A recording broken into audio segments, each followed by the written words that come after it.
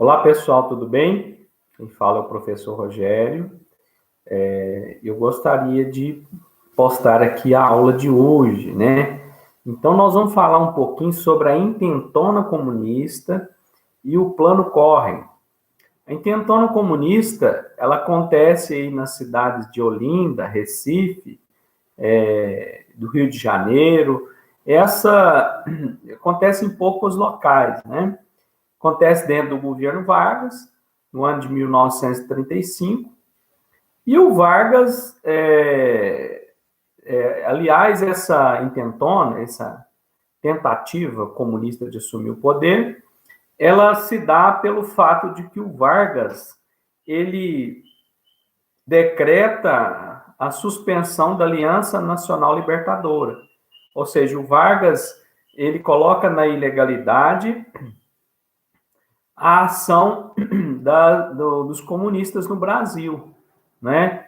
Com isso, o Vargas cria nesse pessoal da ANL, cria aí uma indisposição muito grande, esse pessoal fica revoltado, para essa revolta ganha-se o nome de intentona comunista.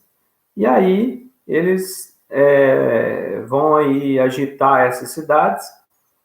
Na cidade do Rio de Janeiro, tem aí o apoio da Olga Benário, a Olga Benário comunista, né, da União Soviética, o RSS, União das Repúblicas Socialistas Soviéticas, e então a Olga Benária, que casou-se com o Prestes, né, Luiz Carlos Prestes, e os dois são presos, né, e não se sabia, ela estava grávida, né, e ela é mandada, ela é extraditada para a Alemanha, o Vargas extradita ela para a Alemanha, e lá, após ter um filho, ela é executada nas câmaras de gás. Ela era judia, né? Então, o que acontece? A intentona comunista foi uma tentativa fracassada dos comunistas de alguma tentativa de poder, mas o Vargas, ele faz um alarde muito grande com isso, ele já vinha fazendo uma propaganda anticomunista, né? E ele faz um alarde muito grande com isso, e ele, então, se aproveita da revolta dos comunistas e tenta assumir o poder de uma forma autoritária. O que ele faz? Então, ele declara o estado de sítio. O estado de sítio é quando você tem aí a suspensão dos seus direitos, das garantias individuais, do habeas corpus, enfim, de todas as garantias individuais que as pessoas têm, né? E aí, gente, vai passando o tempo, o Vargas edita, ele renova esse estado de sítio por 3 vezes.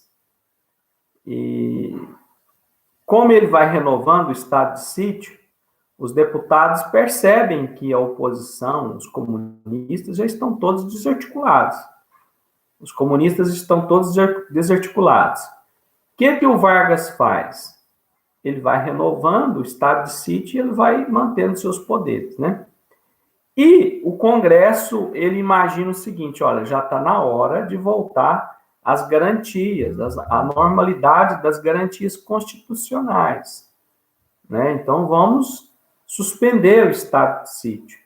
E o Congresso começa a pressionar o Getúlio Vargas para poder suspender esse estado de sítio e, né, voltar à normalidade. E aí, então, que vem o plano Corren. O plano Corren, o Vargas, ele chega lá com documentos, né, dizendo, afirmando, sustentando que a oposição, os comunistas, tinham um plano de matar todas as autoridades, os políticos, principais políticos do Brasil naquela época, e depois de matá-los, assumir o poder de forma comunista, né? Então, o que acontece? Isso não passa, o povo dá apoio a a esse golpe do Vargas, porque as pessoas tinham medo do comunismo, né? Sempre tiveram muito medo do comunismo, sempre teve uma propaganda anticomunista muito grande, e o Vargas se aproveita. E ele, as pessoas vão acreditando, e ele se aproveita, né, desse plano forjado dele. Foi muito inteligente, e todo mundo acreditando. Os integralistas, que era a força armada aí do Vargas, e os militares, eles dão apoio a essa situação. Com o apoio dos militares fica fácil. Aí ele decreta o Estado Novo. E o decreto do Estado Novo, ele suspende o Congresso, ele vai lá e caça o mandato dos deputados todos, suspende o Congresso, ele suspende a movimentação de todos os partidos do Brasil, ele, de novo, decreta o estado de sítio e vai governar até 1945, com o chamado Estado Novo, né? Então, o Plano Cohen, ele é uma mentira, ele é forjado pelo Vargas para poder assumir o poder, tá certo? Então, vocês agora vão fazer as atividades que está na apostila, da página 10 e da página 11, tá? Depois nós vamos entrar no Estado Novo. Então, vocês vão usar esse tempo aí agora para fazer as atividades. Depois nós vamos corrigi-las, tá bom? E vamos jogar também para vocês a correção. Muito obrigado, até a próxima aula, se Deus quiser.